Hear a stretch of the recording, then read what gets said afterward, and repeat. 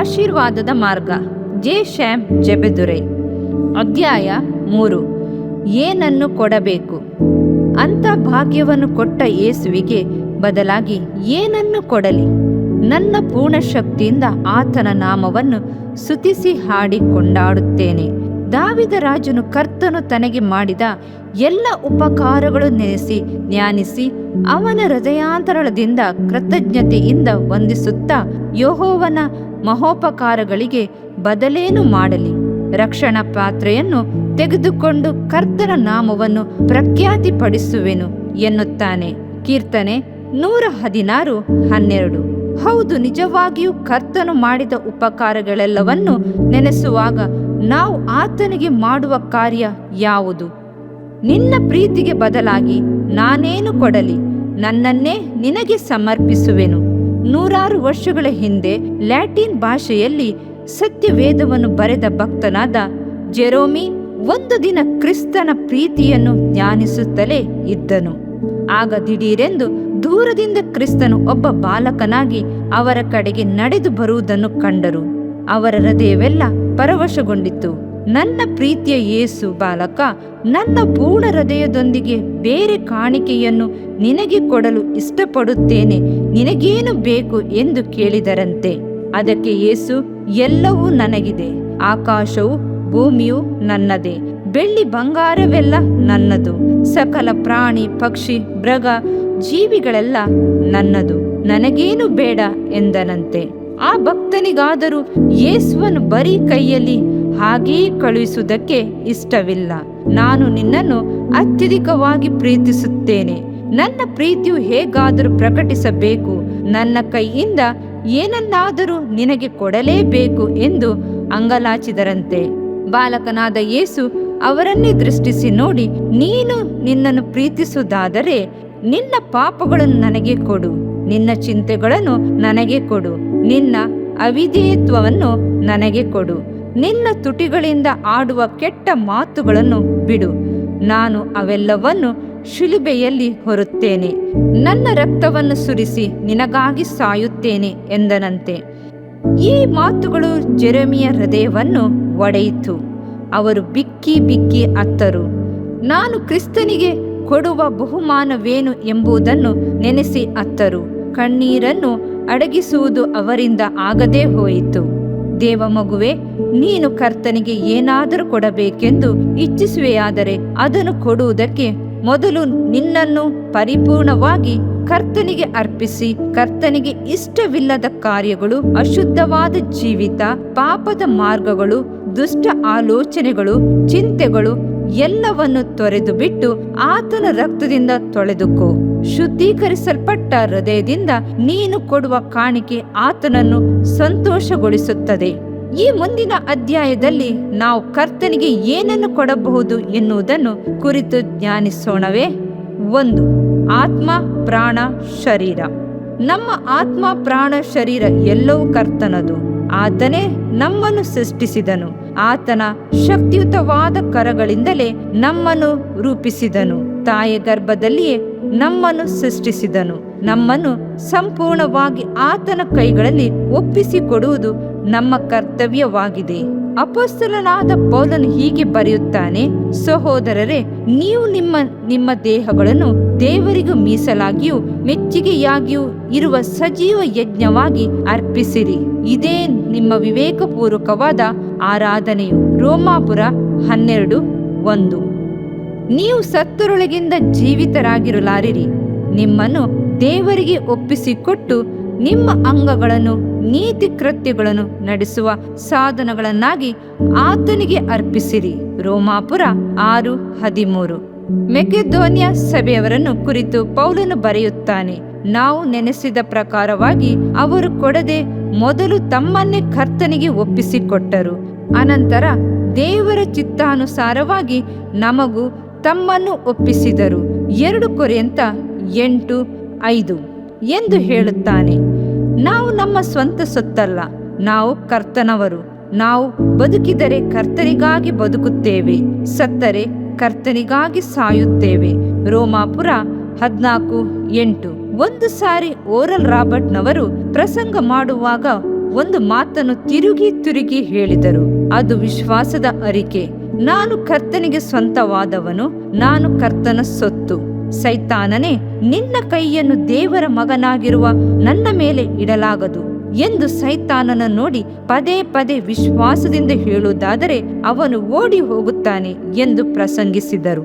ಈ ಪ್ರಸಂಗವನ್ನು ಒಬ್ಬ ಸಹೋದರಿಯು ಕೇಳಿದಳು. ಅವಳು ಒಂದು ದಿನ ದಾರಿಯಲ್ಲಿ ನಡೆದು ಬರುತ್ತಿರುವಾಗ ದಿಢೀರೆಂದು ವೇಗವಾಗಿ ಒಬ್ಬನು ಬಂದು ಅವಳ ಮುಂದೆ ನಿಂತು ಒಂದು ಚೂಪಾದ ಕತ್ತಿಯನ್ನು ಅವಳ ಕುತ್ತಿಗೆಯ ಮೇಲಿಟ್ಟು, ನೀನು ನನ್ನ ಆಸೆಯನ್ನು ಪೂರೈಸದೆ ಹೋದರೆ ನಿನ್ನನ್ನು ಕೊಂದು ಬಿಡುತ್ತೇನೆ ಎಂದು ಹೆದರಿಸಿದನು. ಇವಳಿಗೆ ಏನು ಮಾಡುವುದೆಂಬುದೇ ತಿಳಿಯಲಿಲ್ಲ. ಅವರ ಪ್ರಸಂಗವು ಆಕೆಯ ನೆನಪಿಗೆ ಬಂದಿತ್ತು. ತಕ್ಷಣವೇ, ಸೈತಾನನೇ, ನಾನು ಕರ್ತನ ಸೊತ್ತು, ನಿನ್ನ ಕೈಯನ್ನು ನನ್ನ ಮೇಲೆ ಚಾಚಲು ಆಗುವುದಿಲ್ಲ. ನಾನು ನನ್ನನ್ನು ಕರ್ತನಿಗೆ ಒಪ್ಪಿಸಿದ್ದೇನೆ ಎಂದು ಪದೇ ದೃಢವಾಗಿ ಹೇಳುತ್ತಿದ್ದಳು. ಈ ಮಾತುಗಳು ಅವನ ಹೃದಯವನ್ನು ಮುಟ್ಟಿತು. ಭ್ರಮೆ ಹಿಡಿದವನ ಹಾಗೆಯೇ ನಿಂತು ಬಿಟ್ಟನು. ಆಗ ಎಲ್ಲಿಂದಲೂ 3 ಮಂದಿ ಅಲ್ಲಿಗೆ ಬಂದರು. ಅವನನ್ನು ಪೊಲೀಸಿಗೆ ಒಪ್ಪಿಸಿದರು. ನೀನು ನನಗೆ ಸ್ವಂತವಲ್ಲ ಎಂದು ಭಕ್ತನು ಹಾಡುತ್ತಾನೆ. ನಾನು ಕರ್ತನ ಸೊತ್ತು. ನಾವು ನಮ್ಮನ್ನು ಸಂಪೂರ್ಣವಾಗಿ ಕರ್ತನಿಗೆ ಒಪ್ಪಿಸಿಕೊಡೋಣ. ಆಗ ಕರ್ತನು ನಮ್ಮ ಶರೀರ, ಆತ್ಮ, ಪ್ರಾಣಗಳನ್ನು ನಿತ್ಯವಾಗಿ ಕಾಪಾಡುತ್ತಾನೆ. 2. ತಲಾಂತುಗಳನ್ನು ಕರ್ತನಿಗೆ ಕೊಡಿರಿ. ಕರ್ತನು ನಿಮಗೆ ಕೊಟ್ಟಿರುವ ಪ್ರತಿಯೊಂದು ತಲಾಂತುಗಳನ್ನು ಕರ್ತನ ನಾಮದ ಮಹಿಮೆಗಾಗಿ ಉಪಯೋಗಿಸಿರಿ. ನಿಮಗಿರುವ ತಲಾಂತುಗಳೆಲ್ಲವನ್ನು ಕರ್ತನ ಸೇವೆಗೆಂದೇ ಉಪಯೋಗಿಸಿರಿ. ಒಂದು ವೇಳೆ ನೀನು ಸುಂದರವಾಗಿ ಹಾಡುವನಾದರೆ ನಿನ್ನ ಕಂಠವನ್ನು ಕರ್ತನಿಗಾಗಿ ಹಾಡುವುದರಲ್ಲಿ ಉಪಯೋಗಿಸು. ನೀನು ಮನಮರುಕವುಳ್ಳವನಾಗಿ ಕರ್ತನಿಗಾಗಿ ಹಾಡುವಾಗ ಆ ಹಾಡುಗಳು ಮೂಲಕವಾಗಿ ಅನೇಕರು ಕರ್ತನ ಕಡೆಗೆ ಸೆಳೆಯಲ್ಪಟ್ಟು ದೇವರನ್ನು ಕಂಡುಕೊಳ್ಳುವರು. ಒಂದು ವೇಳೆ ನಿನಗೆ ಪ್ರಸಂಗ ಮಾಡುವ ತಲಾಂತು ಇರಬಹುದು, ವಾಕ್ಚಾತುರ್ಯವಿರಬಹುದು. ಈ ತಲಾಂತನ್ನು ಕರ್ತನಿಗಾಗಿ ಕೊಡು. ಬೆಳೆ ಬಹಳ, ಕೆಲಸಗಾರರು ಸ್ವಲ್ಪ, ಸೇವೆಗಾಗಿ ಕೆಲಸಗಾರರು ಬೇಕು. ನಿನಗಿರುವ ತಲಾಂತನ್ನು ಕರ್ತನಿಗಾಗಿ ಉಪಯೋಗಿಸಿದರೆ ಕರ್ತನಿಗೆ ಎಷ್ಟು ಸಂತೋಷವಾಗಬಹುದು. ನಿನಗೆ ಪ್ರಾರ್ಥನಾ ಆತ್ಮ, ವಿಜ್ಞಾಪನೆ ಆತ್ಮ ಇರಬಹುದು. ಅದನ್ನು ಕರ್ತನಿಗಾಗಿ ಅರ್ಪಿಸು. ನಿನ್ನ ಪ್ರಾರ್ಥನೆ ಅನೇಕ ಸೇವಕರನ್ನು ಬಲಪಡಿಸುತ್ತದೆ. ಅನೇಕರಿಗೆ ಆದರಣೆ, ಸಂತೈಸುವಿಕೆ ಉಂಟಾಗುತ್ತದೆ. ನನಗೆ ಬರೆಯುವ ತಲಾಂತು ಇದೆ ಎಂಬುದು ನನಗೆ ತಿಳಿದಿರಲಿಲ್ಲ. ಕರ್ತನು ನನಗೆ ತಿಳಿಯಪಡಿಸಿದನು.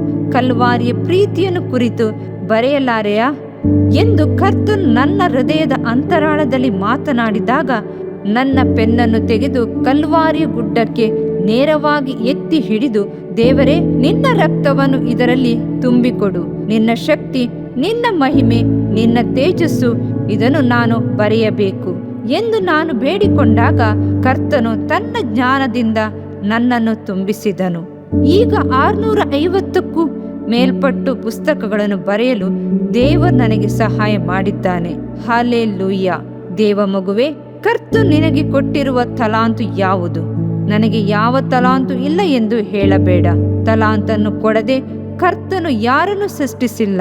ರಕ್ಷಣೆಯನ್ನು ಅನುಗ್ರಹಿಸುವಾಗ ಕೆಲವು ತಲಾಂತುಗಳನ್ನು ಕೊಡುತ್ತಾನೆ. ಅಭಿಷೇಕಿಸುವಾಗ ಕೆಲವು ತಲಾಂತುಗಳನ್ನು ಕೊಡುತ್ತಾನೆ. ತಲಾಂತು ಯಾವುದೇ ಇರಲಿ, ಅದನ್ನು ಕರ್ತನಿಗಾಗಿ ಅರ್ಪಿಸುವೆಯಾ? ಕರ್ತನ ದೇವದರ್ಶನದ ಗುಡಾರಕ್ಕಾಗಿ ಇಸ್ರಾಯೇಲರು ಕಾಣಿಕೆಗಳನ್ನು ತಂದರು. ತಮ್ಮ ಬೆಳ್ಳಿ ಬಂಗಾರಗಳನ್ನು ಕರ್ತನಿಗೆ ಪ್ರತಿಷ್ಠೆ ಪಡಿಸಿದರು. ಇದರಿಂದ ಅನೇಕರು ಜ್ಞಾನವನ್ನು ಹೊಂದಿದರು. ಅವರು ತಮ್ಮಲ್ಲಿದ್ದ ತಲಾಂತನ್ನು ಕರ್ತನಿಗೆ ಕೊಡುವಾಗ ಆತ್ಮನು ಅವರೆಲ್ಲರನ್ನು ಜ್ಞಾನದಿಂದ ತುಂಬಿಸಿ ಶಕ್ತಿಯುತವಾಗಿ ಉಪಯೋಗಿಸಿದನು. ದೇವ ಮಗುವೆ, ನಿನಗಿರುವ ತಲಾಂತನ್ನು ಕರ್ತನಿಗೆ ಕೊಡುವುದರ ಮೂಲಕ ನಿನ್ನನ್ನು ಪ್ರತಿಷ್ಠೆ ಪಡಿಸಿಕೊ. 5 ರೊಟ್ಟಿ 2 ಮೀನುಗಳಾದರೂ ಸರಿ, ನಿನ್ನ ಬಡತನದಲ್ಲಿಯೂ ನಿನಗಿರುವ 2 ಕಾಸುಗಳಾದರೂ ಸರಿ, ನೀನು ಕರ್ತನಿಗಾಗಿ ಪ್ರತಿಷ್ಠೆ ಪಡಿಸಿದಾಗ ಕರ್ತನು ನಿನ್ನನ್ನು ಅತ್ಯಧಿಕವಾಗಿ ಆಶೀರ್ವದಿಸಿದನು. 3. ಸ್ಥಳವನ್ನು ಕೊಡು. ಅಂದು ಛತ್ರದವನಿಗೆ ಸ್ಥಳ ಕೊಡಲು ಮನಸ್ಸಿರಲಿಲ್ಲ. ಛತ್ರದಲ್ಲಿ ಸ್ಥಳವಿಲ್ಲವೆಂದು ಮರಿಯಳಿಗೆ ಹೇಳಿದನು. ಛತ್ರದಲ್ಲಿ ಮಡಿಕೆಗಳನ್ನು ಇಡಲು ಸ್ಥಳವಿದ್ದಿತ್ತು. ಕುರಿ ಮೇಕೆಗಳಿಗೆ ಸ್ಥಳವಿದ್ದಿತ್ತು. ಅನೇಕ ವಸ್ತುಗಳನ್ನಿಡಲು ಸ್ಥಳವಿದ್ದಿತ್ತು. ಆದರೆ ಕರ್ತನಿಗಾದರೂ ಸ್ಥಳವಿರಲಿಲ್ಲ. ದೇವ ಮಗುವೆ, ನಿನ್ನ ಮನೆಯಲ್ಲಿ ಕರ್ತನಿಗೆ ಸ್ಥಳವಿದೆಯಾ? ಯೋಸೇಫನ ಮನೆಯು ಬಹಳ ಚಿಕ್ಕದು. ಅದು ಬಡಗಿಯ ಮನೆಯಲ್ಲವೇ? ಆದಾಗಲೂ ಯೇಸುವು ಅಲ್ಲಿ ಬೆಳೆಯಲು ಮನಪೂರ್ವಕವಾಗಿ ಸ್ಥಳ ಕೊಟ್ಟನು. ಸ್ವಲ್ಪ ಯೋಚಿಸಿ ನೋಡಿರಿ, ನಿನ್ನ ಮನೆಯಲ್ಲಿ ಕ್ರಿಸ್ತನಿಗೆ ಸ್ಥಳವಿದೆಯಾ? ನಿನ್ನ ಮನೆಯಲ್ಲಿ ಪ್ರಾರ್ಥನಾ ಕೂಟಗಳು ನಡೆಯುವುದುಂಟೋ? ನಿನ್ನ ಮನೆಯಲ್ಲಿ ಸುವಾರ್ಥ ವಾಕ್ಯಗಳು ಪ್ರಚಾರವಾಗುವುದುಂಟೋ? ಯೆರೆಮಿಯ ಲಾರೆನ್ಸ್ ಎಂಬುವರ ಸಾಕ್ಷಿಯನ್ನು ಕುರಿತು ಕೇಳಿರುತ್ತೇವೆ. ಅವರ ಕರ್ತನ ಮೇಲಿನ ಪ್ರೀತಿಯಿಂದ ತಮ್ಮ ಮನೆಯಲ್ಲಿ ಒಂದು ಪ್ರಾರ್ಥನಾ ಕೂಟವನ್ನು ಏರ್ಪಡಿಸಿದ್ದರು. 2-3 ಆ ಕೂಟಕ್ಕೆ ಬರುತ್ತಿದ್ದರು. ನಂತರದಲ್ಲಿ ಅವರು ಪ್ರತಿಯೊಂದು ಮನೆಗೂ ಹೋಗಿ ಪ್ರಾರ್ಥನೆಗೆ ಕರೆಯುತ್ತಿದ್ದರು. ನಂತರ 6 ಜನ ಆ ಕೂಟದಲ್ಲಿ ಸೇರಿಕೊಳ್ಳುತ್ತಿದ್ದರು. ಅವರು ಸೋತು ಹೋಗಲಿಲ್ಲ. ಮನೆಯಲ್ಲಿ ನಡೆಯುವ ಪ್ರಾರ್ಥನಾ ಕೂಟದ ವಿಷಯದಲ್ಲಿ ಒಂದು ಪ್ರಕಟಣೆಯನ್ನು ಕೊಟ್ಟರು. ನಂತರ ಆತ್ಮಭಾರವುಳ್ಳವರಾಗಿ ಪ್ರಾರ್ಥಿಸಿದರು. ಮುಂದಿನ ವಾರದಲ್ಲಿ 40 ಜನರು ಸೇರಿ ಬಂದರು. ಬಂದ ಮಕ್ಕಳೆಲ್ಲರೂ ಆಶೀರ್ವಾದ ಹೊಂದಿದರು. ಹೀಗೆ ಮುಂದುವರಿಯುತ್ತಾ ಆ ಪಟ್ಟಣದಲ್ಲಿ ಕ್ರೈಸ್ತರ ಮನೆಯಲ್ಲಿ ಆತ್ಮೀಯ ಕೂಟಗಳು ನಡೆಯಲು ಪ್ರಾರಂಭವಾದವು. ಅಲ್ಲಿ ಒಂದು ದೊಡ್ಡ ಉಜ್ಜೀವನ ಉಂಟಾಯಿತು. ದೇವ ಮಗುವೆ, ಕರ್ತನಿಗೆ ಕೊಡಲು ನಿನ್ನ ಹೃದಯದಲ್ಲಿ ಆಸೆ ಇರುವುದೇ? ಮನೆಯಲ್ಲಿ ಸ್ಥಳವಿದೆಯೋ? ಬಾಗಿಲ ಬಳಿಯಲ್ಲಿ ನಿಂತು ತಟ್ಟುವ ಕರ್ತನಿಗೆ ನಿನ್ನ ಮನೆಯ ಬಾಗಿಲು ತೆರೆದಿಡುವೆಯಾ? 4. ಸಮಯವನ್ನು ಕೊಡು. ದಶಮಾಂಶವನ್ನು ಕೊಡುವುದರ ಕುರಿತು ಹಲವಾರು ಪ್ರಸಂಗಗಳನ್ನು ಕೇಳಿರಬಹುದು. ಆದರೆ ಸಮಯದಲ್ಲಿಯೂ ದಶಮಾಂಶವನ್ನು ಕೊಟ್ಟಿರುವೆಯಾ? ಸ್ವಲ್ಪ ಯೋಚಿಸಿ ನೋಡಿರಿ. ದೇವ ಮಗುವೆ, ಒಂದು ದಿನಕ್ಕೆ 24 ಗಂಟೆಗಳಿವೆ. ಸಮಯದಲ್ಲಿ ದಶಮ ಭಾಗವನ್ನು ಕೊಡಬೇಕು ಎಂದರೆ ಪ್ರತಿ ದಿನವೂ 2 ಗಂಟೆ 40 ನಿಮಿಷಗಳನ್ನು ಕರ್ತನಿಗೆ ಕೊಡಬೇಕು. ಈ ಸಮಯವನ್ನು ಸತ್ಯವೇದವನ್ನು ಓದುವುದಕ್ಕೂ ಪ್ರಾರ್ಥನೆ ಮಾಡುವುದಕ್ಕೂ ಕೊಡುವುದಾದರೆ ನೀನೆಷ್ಟು ಭಾಗ್ಯಶಾಲಿಯಾಗುವಿ. ಸಮಯದಲ್ಲಿ ದಶಮ ಭಾಗವನ್ನು ಕೊಟ್ಟು ಪೌಳಿಯ ಒಡಕಿನಲ್ಲಿ ನಿಂತು ದೇಶಕ್ಕಾಗಿಯೂ ಅಳಿದು ಹೋಗುತ್ತಿರುವ ಆತ್ಮಗಳಿಗಾಗಿಯೂ ಆತ್ಮಭಾರವುಳ್ಳವರಾಗಿ ಪ್ರಾರ್ಥಿಸುವೆಯಾ? ನಿನ್ನ ಸಮಯವನ್ನು ಕರ್ತನಿಗಾಗಿ ಕೊಡು. ಬೆಳಗಿನ ಜಾವವನ್ನು ಕರ್ತನಿಗಾಗಿ ಪ್ರತ್ಯೇಕಿಸು. ಪ್ರತಿ ದಿನವನ್ನು ಪ್ರಾರಂಭಿಸುವ ಮೊದಲ ಭಾಗವನ್ನು ಕರ್ತನಿಗಾಗಿ ಕೊಡು. ಅದು ಪ್ರಾರ್ಥನೆಯ ಸಮಯವಾಗಿರಲಿ. ಆದಿ ಅಪೊಸ್ತಲರು ತಮ್ಮ ಸಮಯವನ್ನು ಕರ್ತನಿಗಾಗಿ ಕೊಡುವುದರಲ್ಲಿ ಕಳೆದರು. ನಾವಾದರೂ ಪ್ರಾರ್ಥನೆಯನ್ನು ವಾಕ್ಯೋಪದೇಶವನ್ನು ಮಾಡುವುದರಲ್ಲಿ ನಿರತರಾಗಿರುವೆವು ಎಂದು ಹೇಳಿದರು. ಅಪೊಸ್ತಲ ಕೃತ್ಯ 6:4. 5. ಸತ್ಯವೇದವನ್ನು ಓದುವುದಕ್ಕಾಗಿ ಸಮಯವನ್ನು ಕೊಡಿರಿ. ಅನೇಕರಿಗೆ ಸತ್ಯವೇದವನ್ನು ಓದಲು ಸಮಯವಿಲ್ಲ. ಸತ್ಯವೇದದಲ್ಲಿರುವ ಮಹತ್ವಗಳನ್ನು ತಿಳಿಯಲು ಸಮಯವಿಲ್ಲ. ವಾಗ್ದಾನಗಳನ್ನು ಹೊಂದಿಕೊಳ್ಳಲು ಸಮಯವಿಲ್ಲ. ಕ್ಯಾಲೆಂಡರ್ನಲ್ಲಿರುವ ವಾಕ್ಯಗಳನ್ನು ಓದುವುದರಲ್ಲಿ ತೃಪ್ತಿ ಪಡೆಯುತ್ತಾರೆ. ಸತ್ಯವೇದವನ್ನು ಓದಲು ಸಮಯ ಕೊಡದೆ ಇರುವುದರಿಂದಲೇ ಅವರ ಆತ್ಮೀಕ ಜೀವಿತವು ಸೋಲಿನಲ್ಲಿಯೇ ಮುಕ್ತಾಯಗೊಳ್ಳುತ್ತದೆ. ಅಪೊಸ್ತಲನಾದ ಪೌಲನು ತಿಮೋತಿನಿಗೆ ಬರೆಯುವಾಗ, ನಾನು ಬರುವ ತನಕ ವೇದ ಪಾರಾಯಣವನ್ನು, ಪ್ರಸಂಗವನ್ನು, ಉಪದೇಶವನ್ನು ಮಾಡುವುದರಲ್ಲಿ ಆಸಕ್ತನಾಗಿರು. ಇದರಿಂದ ನಿನ್ನ ಅಭಿವೃದ್ಧಿಯು ಎಲ್ಲರಿಗೂ ಪ್ರಸಿದ್ಧವಾಗಿರುವುದು. 1 ತಿಮೋತಿ 4:13, 14, 15 ಎಂದು ದೃಢವಾಗಿ ಬರೆಯುತ್ತಾನೆ. ಹೌದು, ನಿಜವಾಗಿಯೂ ಸತ್ಯವೇದವನ್ನು ಓದುವುದಕ್ಕೆ ಮುಖ್ಯತ್ವವನ್ನು, ಮೊದಲ ಸ್ಥಾನವನ್ನು ಕೊಡು. ಅದು ನಮಗೆ ಆಶೀರ್ವಾದಕವಾಗಿರುತ್ತದೆ. ಬ್ರಿಟಿಷರು ಸತ್ಯವೇದಕ್ಕೆ ಮುಖ್ಯತ್ವ ಕೊಡುತ್ತಿದ್ದರು. ಅನೇಕ ಮಿಷನರಿ ಸಂಘಗಳನ್ನು ಸ್ಥಾಪಿಸಿದರು. ವಿಕ್ಟೋರಿಯಾ ಮಹಾರಾಣಿಯು ಇಂಗ್ಲೆಂಡ್ ದೇಶವನ್ನು ಆಳ್ವಿಕೆ ಮಾಡುವಾಗ ಸತ್ಯವೇದವನ್ನು ಬಹಳವಾಗಿ ಗೌರವಿಸುತ್ತಿದ್ದರು. ಅದಕ್ಕಾಗಿಯೇ ಸಮಯವನ್ನು ಕೊಡುತ್ತಿದ್ದರು. ಆದುದರಿಂದ ಕರ್ತನು ಆ ದೇಶವನ್ನು ಅಪರಿಮಿತವಾಗಿ ಆಶೀರ್ವದಿಸಿದನು. ಅವರು ಸತ್ಯವೇದವನ್ನು ಎತ್ತಿ ತೋರಿಸಿ ಇಂಗ್ಲೆಂಡ್ ದೇಶದ ಅಭಿವೃದ್ಧಿಗೂ ಮಹಿಮೆಗೂ ಈ ಸತ್ಯವೇದವೇ ಕಾರಣ ಎಂದು ಸಂತೋಷದಿಂದ ಹೇಳುತ್ತಿದ್ದರು. ದೇವ ಮಗುವೆ, ಸತ್ಯವೇದವನ್ನು ತಿರುಗಿ ಓದು. ಆದಿಕಾಂಡ ಪುಸ್ತಕದಿಂದ ಪ್ರಕಟಣೆ ಪುಸ್ತಕದವರೆಗೂ ಓದುತ್ತಲೇ ಇರು, ನಿಲ್ಲಿಸಬೇಡ. ಆಗ ಕರ್ತನು ನಿನ್ನನ್ನು ಬಾಲವಾಗಿಡದೆ ತಲೆಯಾಗಿಡುವನು. ಯಾವಾಗಲೂ ನೀನು ಉನ್ನತ ಪದವಿಯಲ್ಲಿರುವಿ. 6. ನಿನಗಿರುವುದೆಲ್ಲವನ್ನು ಕೊಡು. ಅನೇಕರಿಗೆ ಕರ್ತನೇ ಕೊಡಬೇಕೆನ್ನುವ ಆಶೆ, ಆದರೆ ತಮ್ಮಲ್ಲಿರುವುದನ್ನು ಕೊಡಲು ಇಷ್ಟಪಡದೆ ಬೇರೆಯವರಿಂದ ಅಪಹರಿಸಿ ಕೊಡಲು ಇಚ್ಛಿಸುತ್ತಾರೆ. ನೀನು ಕೊಳ್ಳೆ ಹೊಡೆದು ಕೊಡುವ ಕಾಣಿಕೆಯನ್ನು ದೇವರು ಮೆಚ್ಚುವುದಿಲ್ಲ, ಅದು ಆತನಿಗೆ ಅಸಹ್ಯ. ಸರಕಾರದಲ್ಲಿ ಉದ್ಯೋಗಿಗಳಾಗಿರುವ ಒಬ್ಬರು ಒಂದು ದಿನ ಹೀಗೆ ಯೋಚಿಸಿದರು, ನಾನು ಕೊಡುವ ಕಾಣಿಕೆ ಕರ್ತನಿಗೆ ಸಾಕಾಗದು. ನಾನು ಇನ್ನು ಕರ್ತನಿಗೆ ಅಧಿಕವಾಗಿ ಕೊಡಲು ಇಚ್ಛಿಸುತ್ತೇನೆ. ಆದುದರಿಂದ ನಾನು ಲಂಚ ತೆಗೆದುಕೊಂಡು ಆ ಲಂಚದ ಹಣವನ್ನೆಲ್ಲ ಸೇವೆಗೆಂದು ಕೊಡುತ್ತೇನೆ, ಬಡವರಿಗೆ ಅನ್ನದಾನ ಮಾಡುತ್ತೇನೆ ಎಂದು ಯೋಚಿಸಿದರು. ಅವರ ಯೋಚನೆಯಂತೆ ನಡೆಯಿತು. ಮೊದಲನೆಯ ದಿನ ಅವರಿಗೆ ದೊರಕಿದ ಲಂಚದ ಹಣವನ್ನು ಹಾಗೆಯೇ ಜೋಪಾನವಾಗಿಟ್ಟರು. ಇದನ್ನು ನಾನು ಖರ್ಚು ಮಾಡುವುದಿಲ್ಲ, ಇದನ್ನು ಕರ್ತನಿಗಾಗಿ ಕೊಡುತ್ತೇನೆಂದು ಹೇಳಿ ಜೋಪಾನವಾಗಿಟ್ಟರು. ಅಂದು ರಾತ್ರಿ ಕರ್ತನ ಶಬ್ದ ಅವರಿಗೆ ಕೇಳಿಸಿತು, ನಿನ್ನ ಆಸ್ತಿಯನ್ನು ಮಾರಿ ಬಡವರಿಗೆ ಕೊಡು. ಮತ್ತಾಯ 19:21. ಆ ಶಬ್ದವನ್ನು ಕೇಳಿ ಅವರಿಗೆ ತಿಳುವಳಿಕೆ ಬಂದಿತು. ಕರ್ತನು ಮತ್ತೆ ಮಾತನಾಡಿದನು, ನನಗೆ ಅಧಿಕವಾದ ಹಣ ಬೇಕೆಂದಿಲ್ಲ, ನಾನು ಹೃದಯವನ್ನು ನೋಡುವವನು. ನೀನು ಮನಪೂರ್ವಕವಾಗಿ ಸ್ವಲ್ಪವೇ ಕೊಟ್ಟರೂ ನಾನು ಸಂತೋಷವಾಗಿ ಅದನ್ನು ಸ್ವೀಕರಿಸುತ್ತೇನೆ ಹೊರತು ಬೇರೆಯವರಿಂದ ತೆಗೆದು ನನಗೆ ಕೊಡುವುದರಲ್ಲಿ ನಾನು ಮೆಚ್ಚುವುದಿಲ್ಲ ಎಂದನು. ದೇವ ಮಗುವೆ, ನೀನು ಮೋಸ ಮಾಡಿ ವಂಚಿಸಿ ಲಾಟರಿ ಟಿಕೆಟ್ ತೆಗೆದು ಅದರಿಂದ ಕರ್ತನಿಗೆ ಕೊಟ್ಟರೆ ಅದರಿಂದ ಕರ್ತನು ಮೆಚ್ಚುವುದಿಲ್ಲ. ನಿನಗಿರುವುದರಲ್ಲಿ 2 ಕಾಸುಗಳಾದರೂ ಸರಿ, ಅದರಲ್ಲಿಯೇ ಕರ್ತನು ಸಂತೋಷಿಸುತ್ತಾನೆ. ಅಂಗಡಿಯಲ್ಲಿ ತೆಂಗಿನಕಾಯಿಯನ್ನು ತೆಗೆದುಕೊಂಡು ಬೀದಿಯಲ್ಲಿ ಒಡೆಯಬೇಡ, ಅದರಿಂದ ಯಾರಿಗೂ ಪ್ರಯೋಜನವಿಲ್ಲ. 7. ಸ್ತೋತ್ರವನ್ನು ಕರ್ತನಿಗಾಗಿ ಕೊಡು. ನಾವು ಕರ್ತನಿಗೆ ಕೊಡುವ ಅತಿ ಮೆಚ್ಚುಗೆಯಾದ ಕಾಣಿಕೆ ಸ್ತೋತ್ರ. ಕೃತಜ್ಞತೆಯ ಹೃದಯದಿಂದ ಪ್ರಕಟವಾಗುವ ಹಾಗೂ ನಿನ್ನ ಬಾಯಿಯ ಯೋಗ್ಯ ಫಲವೇ ಸ್ತೋತ್ರ. ಕರ್ತನನ್ನು ಸ್ತುತಿಸುವಾಗ, ಸ್ತೋತ್ರ ಮಾಡುವಾಗ ಕರ್ತನು ಪ್ರೀತಿಯಿಂದಲೂ ಸಂತೋಷದಿಂದಲೂ ಅಂಗೀಕರಿಸುವನು. ಹಳೆ ಒಡಂಬಡಿಕೆಯಲ್ಲಿ ಇಸ್ರಾಯೇಲರು ಧೂಪವನ್ನು ಕರ್ತನಿಗೆ ಸಮರ್ಪಿಸುತ್ತಿದ್ದರು. ಅದರ ಸುವಾಸನೆಯು ಕರ್ತನಿಗೆ ಅತ್ಯಧಿಕವಾದ ಸಂತೋಷವನ್ನುಂಟು ಮಾಡುತ್ತಿತ್ತು. ಹೊಸ ಒಡಂಬಡಿಕೆಯಲ್ಲಿ ಸ್ತುತಿ ಸ್ತೋತ್ರಗಳೇ ಕರ್ತನಿಗೆ ನಾವು ಸಮರ್ಪಿಸುವ ಧೂಪವಾಗಿದೆ. ಸ್ತೋತ್ರಗಳು ಸ್ತುತಿಗೆ ನೆರಳಿನಂತಿವೆ. ನಾವು ಸ್ತುತಿಸುವಾಗ ಅದನ್ನು ಕರ್ತನು ಸುಗಂಧ ವಾಸನೆಯಾದ ಕಾಣಿಕೆಯಾಗಿ ಸ್ವೀಕರಿಸಿ ಆಶೀರ್ವದಿಸುತ್ತಾನೆ. ಅಪೊಸ್ತಲನಾದ ಪೌಲನು ಬರೆಯುತ್ತಾನೆ, ಎಲ್ಲದರಲ್ಲೂ ಕೃತಜ್ಞಾಸ್ತುತಿ ಮಾಡಿರಿ, ಇದೇ ನಿಮ್ಮ ವಿಶೇಷವಾಗಿ ಕ್ರಿಸ್ತನಲ್ಲಿ ತೋರಿ ಬಂದ ದೇವರ ಚಿತ್ತ. 1 ಥೆಸಲೋನಿಕ 5:18. ಆದುದರಿಂದ ಆತನ ಮೂಲಕವಾಗಿಯೇ ದೇವರಿಗೆ ಸ್ತೋತ್ರ ಯಜ್ಞವನ್ನು ಎಡೆಬಿಡದೆ ಸಮರ್ಪಿಸೋಣ. ಇಬ್ರಿಯ 13:15. ದೇವ ಮಗುವೆ, ನಮ್ಮ ದೇವರ ಪ್ರೀತಿ ಸ್ವರೂಪಿ ಮಾತ್ರವಲ್ಲ, ಪ್ರೀತಿಯನ್ನು ಎದುರು ನೋಡುವವನು ಆಗಿದ್ದಾನೆ.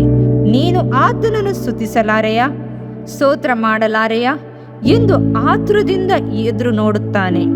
ನೀನು ಆತನಿಗೆ ಕೊಡುವ ಚಿಕ್ಕ ಕಾಣಿಕೆಯೆಂದರೆ ಆತನನ್ನು ಸ್ತುತಿಸುವುದೇ, ಕೃತಜ್ಞತೆಯಿಂದ ಸ್ತುತಿ ಸ್ತೋತ್ರಗಳನ್ನು ಸಲ್ಲಿಸುವುದೇ ನೀನು ಆತನಿಗೆ ಕೊಡುವ ಕಾಣಿಕೆಯಾಗಿದೆ. ಕರ್ತನು ನಿನ್ನನ್ನು ಆಶೀರ್ವದಿಸಲಿ. ಇದರಿಂದ ನಿನ್ನ ದೇಹಕ್ಕೆ ಆರೋಗ್ಯವು, ಎಲುಬುಗಳಿಗೆ ಸಾರವು ಉಂಟಾಗುವವು. ಜ್ಞಾನೋಕ್ತಿಗಳು 3ನೇ ಅಧ್ಯಾಯ 8ನೇ ವಾಕ್ಯ. ಪ್ರಿಯ ವೀಕ್ಷಕರೇ ಮತ್ತು ಕರ್ತನಲ್ಲಿ ಸಹೋದರ ಸಹೋದರಿಯರೇ, ನೀವು ನಮ್ಮ ಈ ಕಾರ್ಯಕ್ರಮವನ್ನ ವೀಕ್ಷಿಸಿದ್ದಕ್ಕಾಗಿ ದೇವರ ನಾಮದಲ್ಲಿ ನಿಮಗೆ ವಂದನೆಗಳು. ದೇವರ ವಾಕ್ಯವು ನಮ್ಮ ಎಲುಬಿಗೆ ಬಲವೂ ಸಾರವೂ ಆಗಿದೆ ಎಂದು ಸತ್ಯವೇದವು ಹೇಳುವಂತೆ ಈ ಕಾರ್ಯಕ್ರಮವು ನಿಮಗೆ ಆಶೀರ್ವಾದಕರವಾಗಿದೆ ಎಂದು ನಂಬುತ್ತೇವೆ. ಪ್ರಿಯ ವೀಕ್ಷಕರೇ, ನಮ್ಮ ಈ ಸೇವೆಗಾಗಿ ಪ್ರಾರ್ಥಿಸಿರಿ ಮತ್ತು ಎಲ್ಲಾ ಕಾರ್ಯಕ್ರಮಗಳನ್ನ ಇತರರೊಂದಿಗೆ ಶೇರ್ ಮಾಡಿರಿ. ಅದೇ ರೀತಿಯಾಗಿ ನಮ್ಮ ಈ ಯೂಟ್ಯೂಬ್ ಚಾನೆಲ್ ಅನ್ನು ಸಬ್ಸ್ಕ್ರೈಬ್ ಮಾಡಿರಿ ಹಾಗೂ ಲೈಕ್ ಮಾಡಿ. ನಿಮ್ಮ ಅನಿಸಿಕೆಗಳನ್ನು ಕಮೆಂಟ್ ಬಾಕ್ಸ್ನಲ್ಲಿ ನಮಗೆ ತಿಳಿಯಪಡಿಸಿ. ನಮ್ಮ ಸಂಖ್ಯೆ 7022104605. ಈ ಸಂಖ್ಯೆಗೆ ಕರೆ ಮಾಡಿರಿ. ಒಬ್ಬ ಪಾಪಿಯ ಪ್ರಾರ್ಥನೆ. ಯೇಸುವನ್ನು ರಕ್ಷಕನಾಗಿ ಅಂಗೀಕರಿಸಲು ಮಾಡಬೇಕಾದ ಪ್ರಾರ್ಥನೆ. ಪ್ರಿಯ ಪರಲೋಕದ ತಂದೆಯೇ, ಯೇಸುವಿನ ಹೆಸರಿನಲ್ಲಿ ನಾನು ನಿನ್ನ ಬಳಿಗೆ ಬಂದಿದ್ದೇನೆ. ನನ್ನ ಬಳಿಗೆ ಬರುವವರನ್ನು ನಾನು ತಳ್ಳಿಬಿಡುವುದೇ ಇಲ್ಲ. ಯೋಹಾನ 6:37 ಎಂದು ನಿನ್ನ ವಾಕ್ಯ ಹೇಳುತ್ತದಲ್ಲ. ಆದ್ದರಿಂದ ನೀನು ನನ್ನನ್ನು ತಳ್ಳಿಬಿಡದೆ ನನ್ನನ್ನು ಸೇರಿಸಿಕೊಳ್ಳುವಿ ಎಂದು ನನಗೆ ಗೊತ್ತಿದೆ. ಆದ್ದರಿಂದ ನಾನು ನಿನಗೆ ಸ್ತೋತ್ರ ಮಾಡುತ್ತೇನೆ. ನೀನು ನಿನ್ನ ವಾಕ್ಯದಲ್ಲಿ ನೀನು ಯೇಸುವನ್ನೇ ಕರ್ತನೆಂದು ಬಾಯಿಂದ ಅರಿಕೆ ಮಾಡಿಕೊಂಡು ದೇವರು ಆತನನ್ನು ಸತ್ತವರೊಳಗಿಂದ ಎಬ್ಬಿಸಿದನೆಂದು ಹೃದಯದಿಂದ ನಂಬಿದರೆ ನಿನಗೆ ರಕ್ಷಣೆಯಾಗುವುದು ಎಂತಲೂ ಕರ್ತನ ನಾಮವನ್ನ ಹೇಳಿಕೊಳ್ಳುವವರೆಲ್ಲರಿಗೆ ರಕ್ಷಣೆಯಾಗುವುದೆಂತಲೂ ಬರೆದಿದೆ. ರೋಮ 10:9 ವಾಕ್ಯ. ಯೇಸು ಕ್ರಿಸ್ತನು ದೇವಕುಮಾರನೆಂದು ನನ್ನ ಹೃದಯದಲ್ಲಿ ನಂಬುತ್ತೇನೆ. ನನ್ನನ್ನು ನೀತಿವಂತನನ್ನಾಗಿ ಮಾಡುವುದಕ್ಕಾಗಿ ಆತನು ಸತ್ತವರೊಳಗಿಂದ ಎಬ್ಬಿಸಲ್ಪಟ್ಟನು ಎಂದು ನಂಬುತ್ತೇನೆ. ನಾನು ಆತನ ನಾಮವನ್ನ ಹೇಳಿಕೊಳ್ಳುತ್ತೇನೆ. ಯೇಸುವೇ, ನೀನೇ ಕರ್ತನು. ತಂದೆಯೇ, ನೀನು ನನ್ನನ್ನು ರಕ್ಷಿಸಿದಿ ಎಂದು ನಾನು ನಂಬುತ್ತೇನೆ. ನಿನ್ನ ವಾಕ್ಯವು ಹೇಳುತ್ತದೆ, ಮನುಷ್ಯನು ಹೃದಯದಿಂದ ನಂಬುವುದರ ಮೂಲಕ ನೀತಿಯು ದೊರಕುತ್ತದೆ, ಬಾಯಿಂದ ಅರಿಕೆ ಮಾಡುವುದರ ಮೂಲಕ ರಕ್ಷಣೆಯಾಗುತ್ತದೆ. ರೋಮ 10:10. ನಾನೀಗ ನನ್ನ ಹೃದಯದಲ್ಲಿ ನಂಬುತ್ತೇನೆ ಹಾಗೂ ಯೇಸುವೇ ನನ್ನ ಕರ್ತನೆಂದು ಅರಿಕೆ ಮಾಡುತ್ತೇನೆ. ಆದುದರಿಂದ ನಾನೀಗ ರಕ್ಷಣೆ ಹೊಂದಿದ್ದೇನೆ. ಅಪ್ಪಾ ತಂದೆಯೇ, ನಿನಗೆ ಸ್ತೋತ್ರ. ಲೂಕನು ಬರೆದ ಸುವಾರ್ತೆ 11ನೇ ಅಧ್ಯಾಯದಲ್ಲಿ ಬರೆದಿರುವಂತೆ, ನಿಮ್ಮಲ್ಲಿ ತಂದೆಯಾದವನು ಮೀನನ್ನು ಕೇಳುವ ಮಗನಿಗೆ ಮೀನು ಕೊಡದೆ ಹಾವನ್ನು ಕೊಡುವನೆ? ಅಥವಾ ತತ್ತಿಯನ್ನು ಕೇಳಿದರೆ ಚೇಳನ್ನು ಕೊಡುವನೆ? ಹಾಗಾದರೆ ಕೆಟ್ಟವರಾದ ನೀವು ನಿಮ್ಮ ಮಕ್ಕಳಿಗೆ ಒಳ್ಳೆ ಪದಾರ್ಥಗಳನ್ನ ಕೊಡಬಲ್ಲವರಾದರೆ ಪರಲೋಕದಲ್ಲಿರುವ ನಿಮ್ಮ ತಂದೆಯು ತನ್ನನ್ನು ಬೇಡಿಕೊಳ್ಳುವವರಿಗೆ ಎಷ್ಟೋ ಹೆಚ್ಚಾಗಿ ಪವಿತ್ರಾತ್ಮ ವರವನ್ನ ಕೊಡುವವನಲ್ಲವೇ ಅಂದನು. ತಂದೆಯೇ, ನೀನು ಕೇಳಿಕೊಳ್ಳುವವರಿಗೆ ಪವಿತ್ರಾತ್ಮನ ವರವನ್ನು ಹೇರಳವಾಗಿ ಕೊಡುವಾತನಾಗಿದ್ದಿ. ಆದ್ದರಿಂದ ನನ್ನ ಮೇಲೆಯೂ ನಿನ್ನ ಆತ್ಮನನ್ನು ಸುರಿಸಬೇಕಾಗಿ ಬೇಡಿಕೊಳ್ಳುತ್ತೇನೆ. ಕೀರ್ತನೆ 81:10 ಬರೆದಿದೆ, ಅಗಲವಾಗಿ ಬಾಯಿದೆರೆಯಿರಿ, ಅದನ್ನು ತುಂಬಿಸುವೆನು.